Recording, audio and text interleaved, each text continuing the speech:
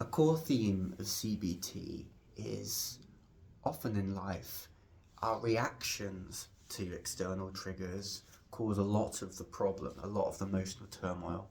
That doesn't mean that things aren't inherently difficult that happen in our life, like loss or grief, all those sorts of things. It's perfectly reasonable to feel sad.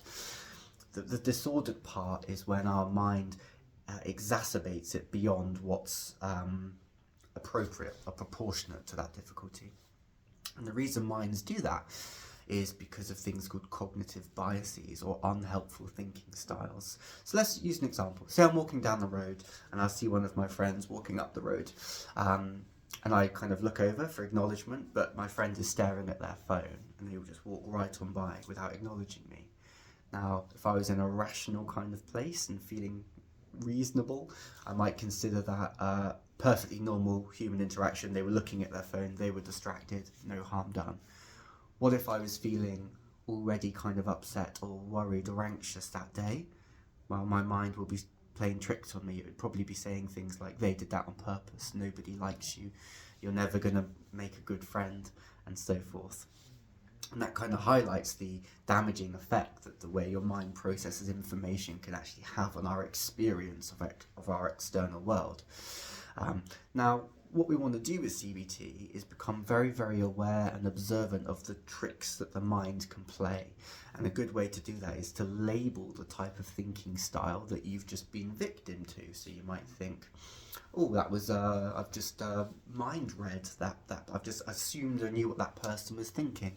Or I've catastrophized. There's lots of these to look through. But knowing how your mind tends to operate when you're in a bad place and being able to label that is, I think, the first step of good CBT therapy. So it's kind of really aware of your internal processes.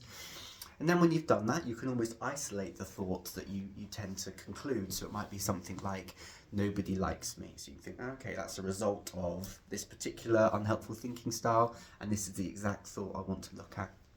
You can put it out on the table there and we're going to examine it.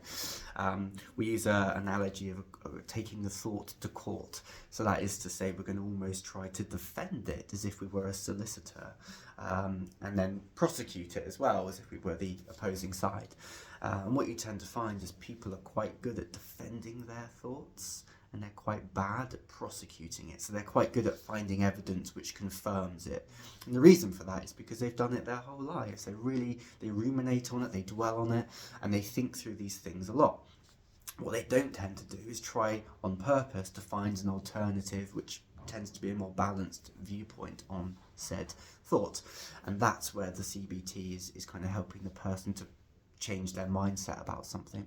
So the thought is, nobody likes me. In favour of that thought, I'd say, well, that person ignored me when they walked by. That's not the first time this has happened. And I saw some of my friends hanging out on the weekend without me. Conclusion, I'm unlikable.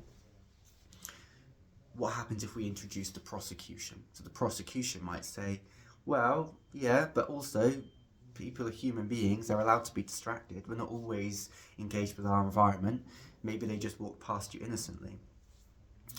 And with regards to your friends seeing you on the weekends, you don't have to be invited to every event in order to be likeable. You can be likeable despite what other people do. Other people are entitled to spend time without you. It's not and so forth. And then we might even find further contradictory evidence to tell us why we are in fact likeable. You might say, well, look, people do text you as well. You do go to the pub. You do have nice conversations with people. People do seem to miss you when you're not there. So what's our conclusion? Well, maybe that the defense lawyer wasn't completely right. Maybe the prosecution isn't completely right. Maybe it's something in the middle. But hopefully it allows us to arrive on a fairer, averaged out opinion, which might be something like, some people don't like me. Maybe I'm not as likeable as I would ultimately wish for myself, but I'm still perfectly likeable enough as I am, and I'm not going to just use something like a friend walking past me to derail my entire day, when in fact that could just be, they could be lost in their own thoughts. So again, very brief overview on a cognitive restructuring, a really common intervention that we use in CBT.